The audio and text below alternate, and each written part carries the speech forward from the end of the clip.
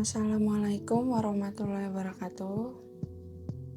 Perkenalkan, nama saya Diajeng Niken dari KM 201, mata kuliah Estetika Humanisme, Prodi Komunikasi, dengan dosen pengampu Ibu Rosanah, SSMIKOM, AMI PR. Tujuan saya membuat video ini adalah untuk memenuhi ujian akhir semester 2 mata kuliah Estetika Humanisme. Pada kesempatan kali ini saya akan membahas mengenai leadership, seni dan gaya kepemimpinan.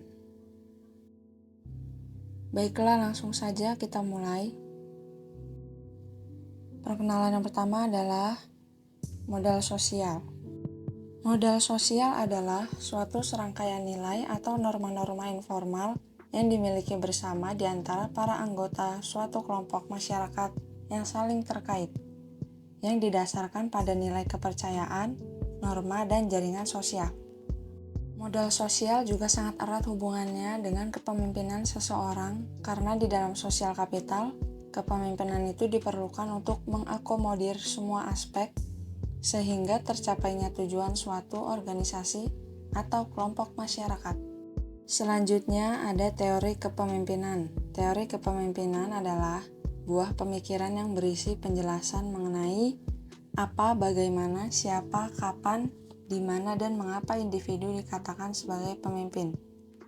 Kepemimpinan pun memegang peranan yang penting, dominan, krusial, dan kritikal dalam keseluruhan upaya untuk meningkatkan prestasi kerja, baik pada tingkat individual maupun organisasi.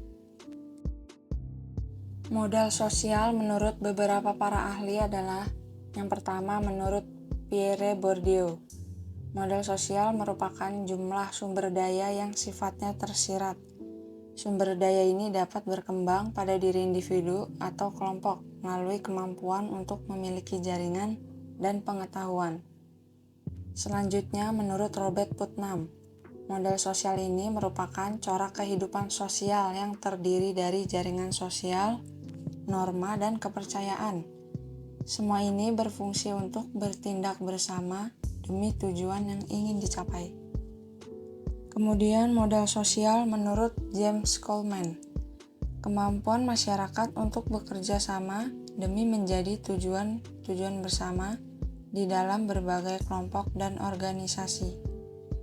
Yang terakhir adalah menurut Uphoff, mengartikan modal sosial sebagai akumulasi berbagai tipe aspek sosial, termasuk psikologi, kebudayaan, kelembagaan, dan aset yang tidak tampak. Semua ini mempengaruhi perilaku dalam kerjasama. Berikutnya adalah 3 komponen modal sosial. Yang pertama, aspek kepercayaan. Menurut Fukuyama tahun 1996, ialah tumbuh di dalam sebuah masyarakat yang ditunjukkan oleh adanya perilaku jujur, teratur, dan kerjasama berdasarkan norma-norma yang dianut bersama. Yang kedua ada aspek nilai dan norma. Menurut Setiadi dan Kolib tahun 2011, nilai adalah bagian penting dari kebudayaan yang dianggap sah apabila adanya harmonis dan selaras yang disepakati dan dijunjung oleh masyarakat. Norma adalah aturan-aturan dalam kehidupan sosial yang mengandung sanksi, cara moral maupun fisik apabila sekelompok orang melakukan pelanggaran atas nilai-nilai sosial. Yang terakhir adalah jaringan sosial. Jaringan sosial merupakan ikatan orang atau kelompok yang dihubungkan dengan hubungan sosial yang diikat, dengan kepercayaan yang terbentuk karena berasal dari daerah yang sama, kepercayaan yang sama, dan lain sebagainya. Berikutnya, kepemimpinan. Kepemimpinan adalah kemampuan atau seni memengaruhi, mengarahkan, dan memotivasi individu atau kelompok untuk mencapai tujuan tertentu. Ini melibatkan berbagai aspek, mulai dari kemampuan untuk mengambil keputusan, memberikan arahan, menginspirasi, hingga membangun hubungan yang efektif dengan anggota tim.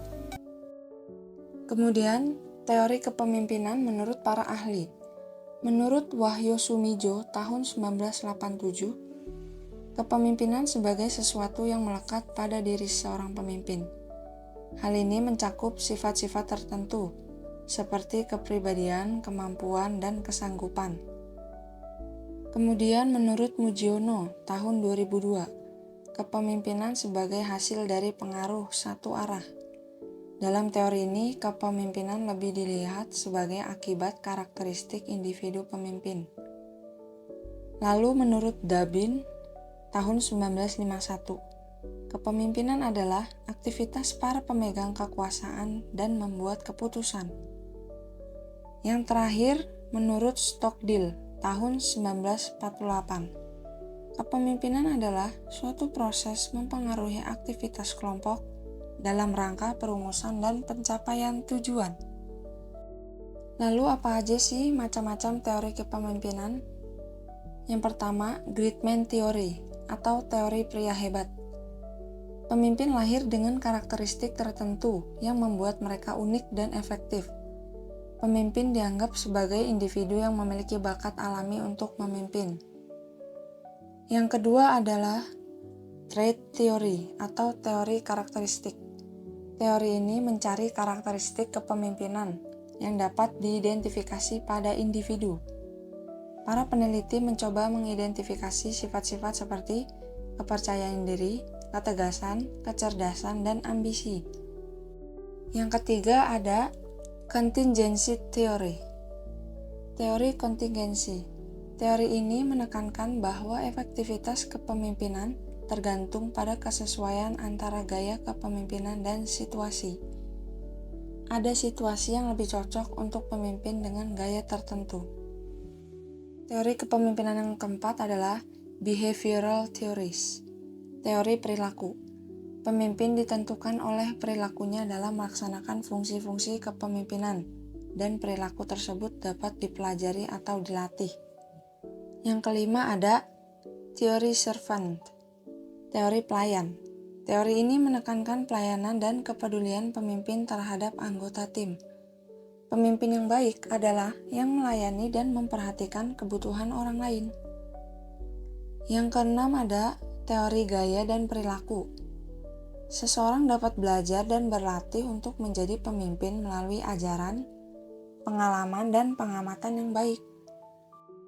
Teori yang ketujuh ada teori transaksional, gaya kepemimpinan yang berdasar pada perjanjian atau kesepakatan yang dibuat oleh seseorang dengan orang lain, seperti pemimpin dan stafnya yang saling menguntungkan. Yang terakhir adalah teori transformasional. Teori ini menginspirasi perubahan dan pertumbuhan melalui kepemimpinan yang visioner. Yang terakhir adalah teori transformasional.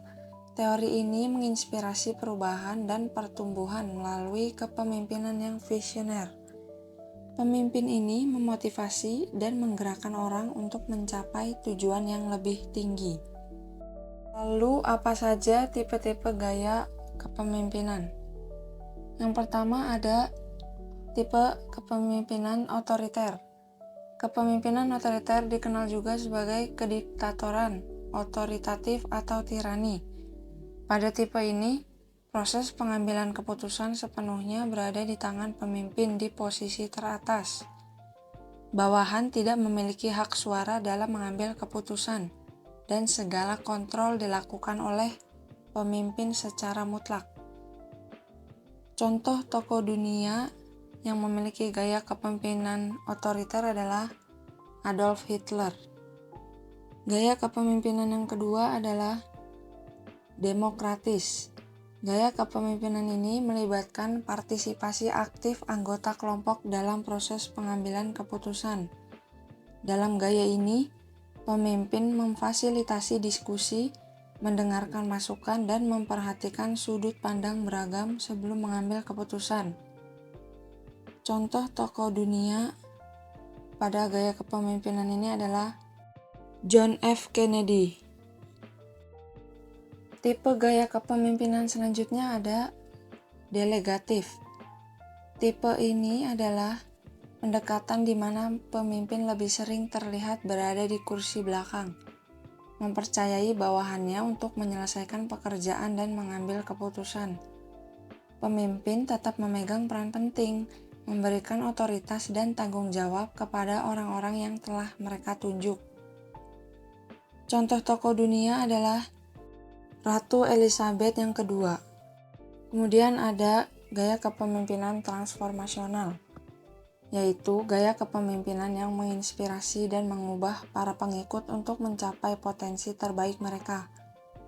Pemimpin ini mendorong perubahan positif, memotivasi tim, dan memperkuat komitmen terhadap tujuan bersama. Contoh tokoh dunia adalah Presiden Indonesia Joko Widodo. Slide selanjutnya adalah skill gaya kepemimpinan. Yang pertama adalah harus memiliki kemampuan komunikasi yang efektif. Pemimpin harus mampu berkomunikasi dengan jelas dan persuasif. Hal ini termasuk kemampuan mendengarkan dengan baik dan menyampaikan pesan dengan tepat. Yang kedua ada kepemimpinan berdasarkan nilai dan integritas. Pemimpin harus memimpin dengan integritas dan konsistensi. Nilai-nilai yang dianutnya akan memengaruhi tim dan organisasi secara keseluruhan. Lalu yang ketiga ada kemampuan mengatasi konflik. Pemimpin harus dapat mengelola konflik dengan bijaksana dan mencari solusi. Keempat ada kemampuan pengambilan keputusan rasional. Pemimpin perlu mempertimbangkan fakta, data, dan dampak keputusan sebelum mengambil langkah. Yang kelima ada kemampuan mengembangkan anggota tim. Pemimpin harus mampu mengidentifikasi potensi dan kebutuhan individu dalam tim, serta memberikan dukungan dan pelatihan yang sesuai. Kemudian, harus memiliki visi dan daya kreativitas. Pemimpin harus memiliki visi yang jelas dan mampu menginspirasi untuk mencapai tujuan bersama. Kemudian, pemimpin juga harus memiliki rasa empati dan keterbukaan. Pemimpin yang empati memahami perasaan dan kebutuhan anggota tim, serta terbuka terhadap masukan dan umpan balik. Yang terakhir, harus memiliki kemampuan menginspirasi dan memotivasi. Pemimpin harus mampu menggerakkan tim menuju tujuan bersama dengan semangat dan motivasi. Harus diingat bahwa skill gaya kepemimpinan dapat terus ditingkatkan melalui pengalaman, pembelajaran, dan refleksi. Slide selanjutnya adalah kepemimpinan dalam kehidupan sehari-hari. Kepemimpinan dalam kehidupan sehari-hari ialah kemampuan untuk memimpin dan mempengaruhi orang di lingkungan sekitar kita, baik dalam skala kecil maupun besar. Serta kita selalu dihadapkan dengan banyaknya pilihan untuk menentukan keputusan baik atau buruk yang mengantarkan kita pada pengalaman yang baru. Apa saja langkah-langkah yang dapat diikuti dalam memimpin kehidupan sehari-hari?